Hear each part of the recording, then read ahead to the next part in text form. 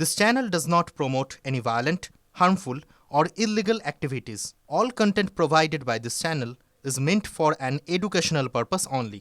এবার বিজেপি প্রার্থীর বিরুদ্ধে নির্বাচন কমিশনে অভিযোগ দায়ের করলেন বিজেপির কর্মীরা।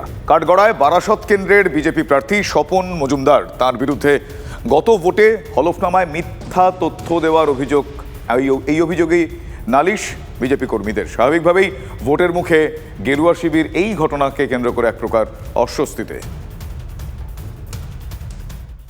ওনার নামে এতগুলো কমপ্লেন রয়েছে যে উনি ড্রাগ পেডলার বা স্মাগলিং এসবের সাথে জড়িত, এবং বনগাঁতে আমাদের বাড়ি আছে, প্রচুর লোকজন আছে আমাদের, তাদের কাছে সবসময় শুনছি তাদের ওনার সম্পর্কে এরকম কথা। বিজেপি করলে কি হয়েছে? বিজেপি করলে আমার চোখের সামনে একটা অন্যায় হবে, আমি সেটা মেনে নেব। কি চাইছেন? প্রার্থী বদল? প্রার্থী তো বদল করতে হবে, অনেক জায়গায় হয়েছে আমাদের, এটা তো নতুন নয়। এতে কিছু হবে না। যারা নির্বাচন কমিশনকে নালিশ করেছে তাদের মাথায় কোনো গণ্ডগোল আছে, তারা জানেই না নিয়ম শৃঙ্খলা আইন কানুন সম্পর্কে কিছুই জানে না। এগুলো হয় মানে সুস্থ মস্তিষ্কের মানুষ করতে পারে না।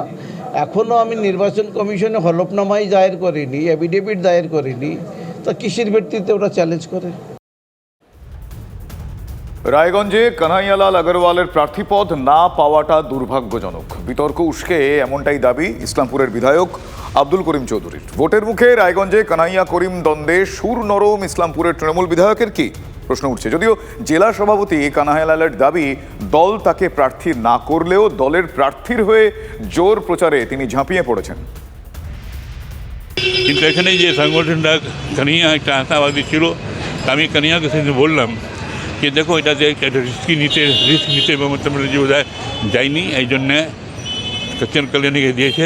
কানিয়াকে বলেছি যে কানিয়া তুমি মন খারাপ করো না। দলের সিদ্ধান্ত মেনে নেওয়াটা আমার দায়িত্বের মধ্যে পড়ে।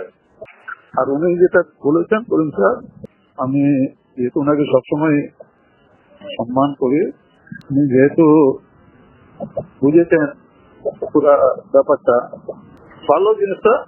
আপনি তো একসঙ্গে কাজ আমরা তো করছিও, করবো